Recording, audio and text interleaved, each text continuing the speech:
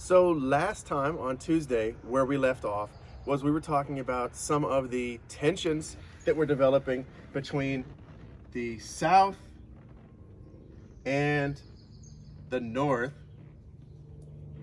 mostly over the issue of slavery.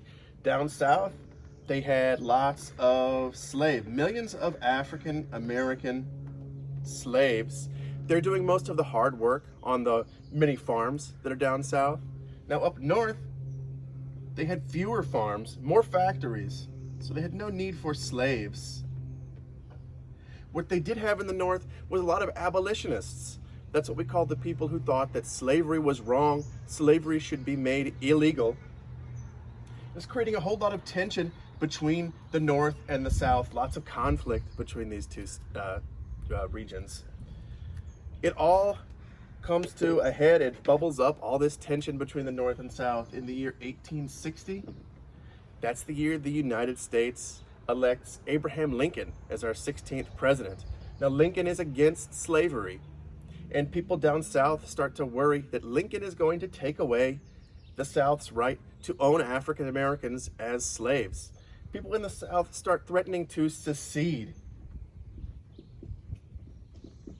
or to break away from the United States and form their own new country, a country where slavery would be legal forever. So a lot of this conflict that's leading up to the Civil War is about the issue of slavery. Should Americans be allowed to own African Americans as property? But it's also kind of about states' rights. The people in the South are saying, we know what's happening in our state better than the president does.